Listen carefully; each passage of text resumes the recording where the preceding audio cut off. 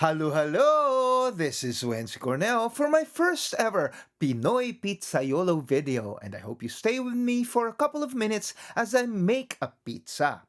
Guys, I am extremely excited because Emerflex sent me a demo unit of their new pizza oven to test out. Do we see a partnership in the near future? Wink wink. Anyway, as you can see, I am now stretching my 80% hydration dough made with 5 Stagioni Double Zero flour. Shout out to Alimentary for providing me with one of the highest quality Italian flours in the market.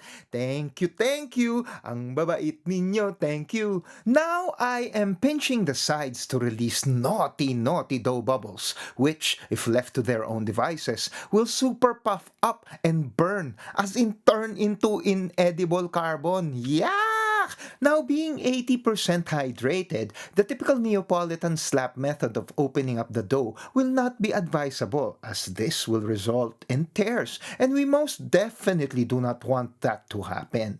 After popping more bubbles, I proceed to put on my sauce. I call this, for very obvious reasons, kalabasa cream. For, it's made of kalabasa and cream.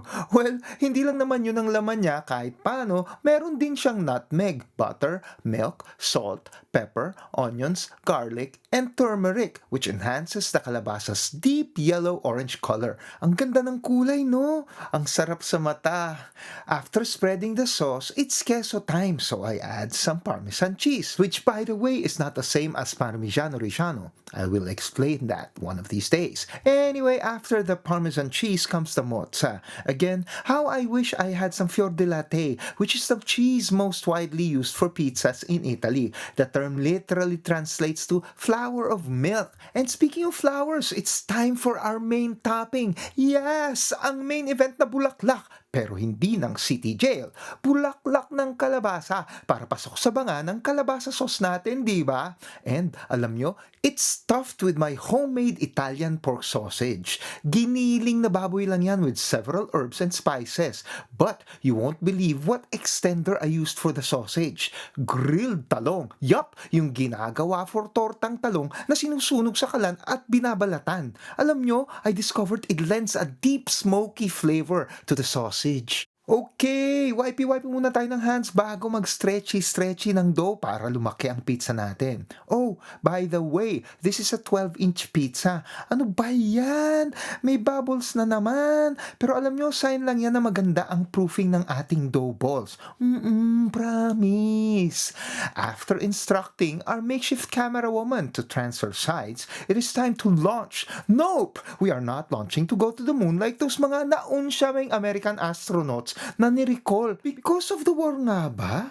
Ampot. But to continue with our own culinary takeoff, as you can see, I don't use a pizza peel to launch. I admit I don't know what this contraption is called, but it is such a blessing to launch challenged pizzaiolos like myself. May kwento yan bakit di ako magaling mag-launch, but that is for another time.